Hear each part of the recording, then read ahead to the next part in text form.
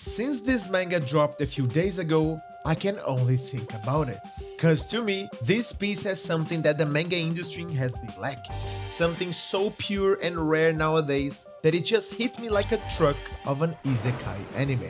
This manga has to me the One Piece effect. And you may ask yourself, what exactly is that? Am I talking about the manga being a shonen manga? Or maybe it is an action manga with funny bits? No, guys. It is actually something a little bit deeper than that. And I want to use today's video to show you guys why I believe this manga will be the next hit, even with only one chapter being released. Today, my friends, we'll talk about Galaxias and the sense of adventure.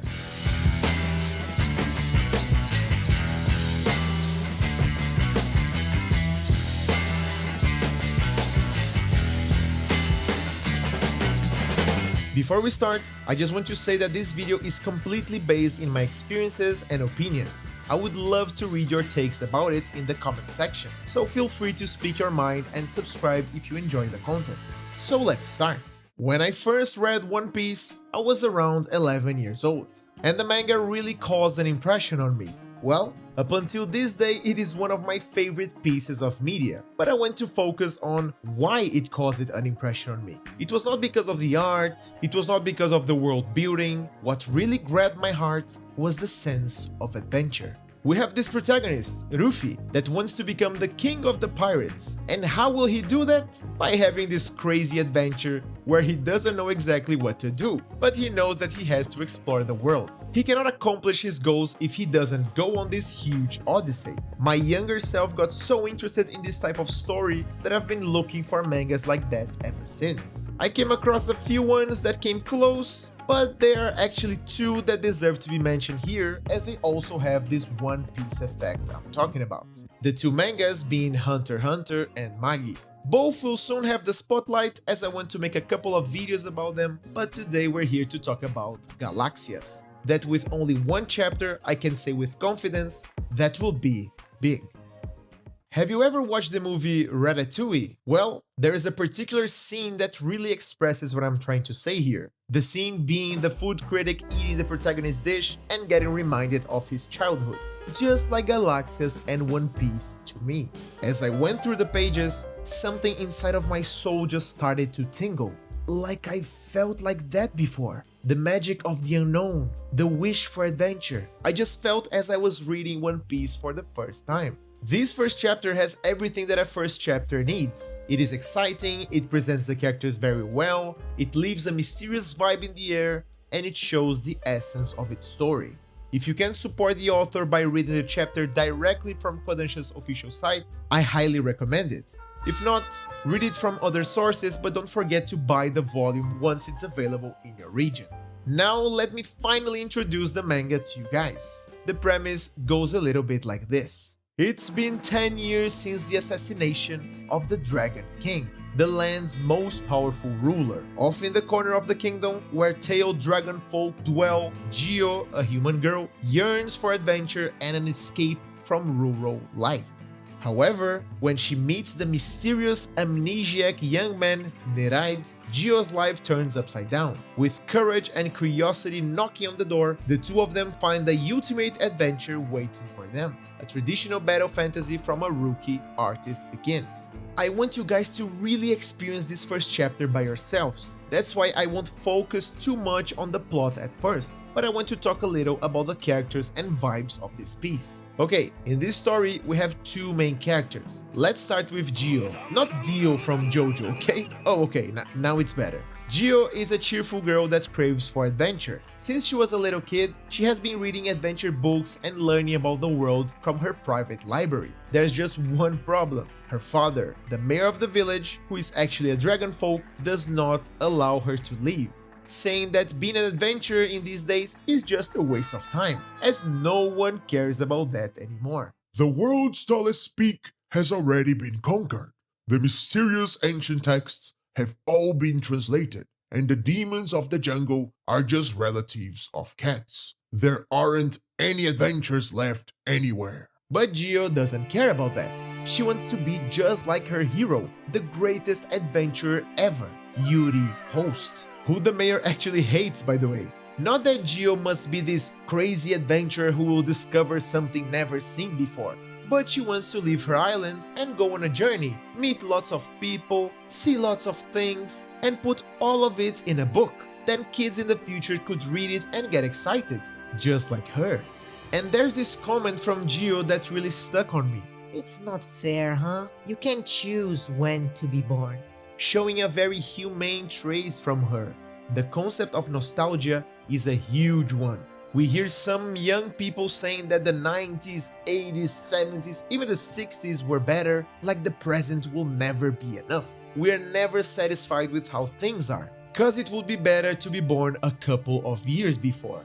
It doesn't matter when you were born, the nostalgia struggle is huge. But this depressing side of Gio is suddenly shaken by our second protagonist. I'm talking about Nereid, the amnesiac dragon folk. Nereid is a mysterious character who literally gets fished by Gio while she was fishing. He's a high-energy young man who has lost all his memories and basically doesn't know anything about the world. In fact, that's why he started traveling, to learn about everything, like literally everything. He even had to relearn to read and write. While taking notes in his little diary, he's motivated by adventure and for the pursuit of Yuri Host. We don't know exactly the reason, but it is what it is. Gio then helps Nereid as he doesn't have where to go and she doesn't want her father to know about him, allowing Nereid to stay in her library where they have an interesting interaction. Nereid listens to Gio as she vents about her father and then gives Gio a lesson on following dreams and having no one tell her what to do, boosting her confidence and showing to her that they actually are very similar. Both want to live an adventure, and almost for the same reasons. One has all the knowledge and no freedom, and the other has no knowledge and all the freedom. Two sides of the same coin. A duo that will be well remembered not only in Galaxias' story, but in the manga industry too.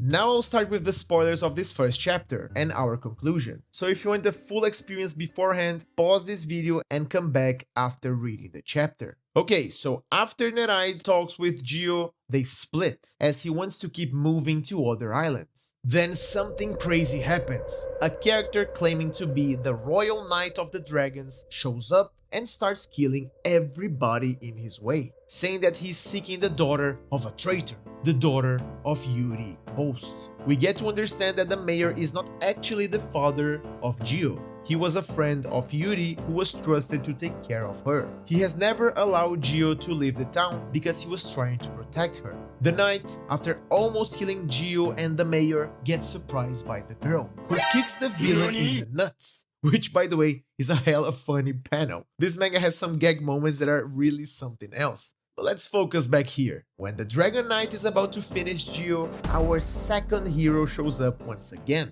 saying that the ocean at night was just too scary. The Dragon Knight then says that if Nereid attacks him, that will mean war with the whole Dragon Kingdom, which really reminded me of one of the best scenes in One Piece, where the protagonist punches a noble in the face, resulting in a crazy outcome. But getting back to Galaxias, Nereid then says the coldest line of the chapter. Grit your teeth. Finishing the scene with this beautiful punch. I don't give a shit about that. Basically ending the fight and showing us that Nereid is actually a pretty strong dragon folk. After the battle, Nereid asks Gio to come together with him as he wants to find her father, Yuri Host, wrapping the chapter with another great line from Nereid. Did you know? The first thing I discovered during my journey was that humans love adventures. And I couldn't agree more, because that, my friends, is the One Piece effect.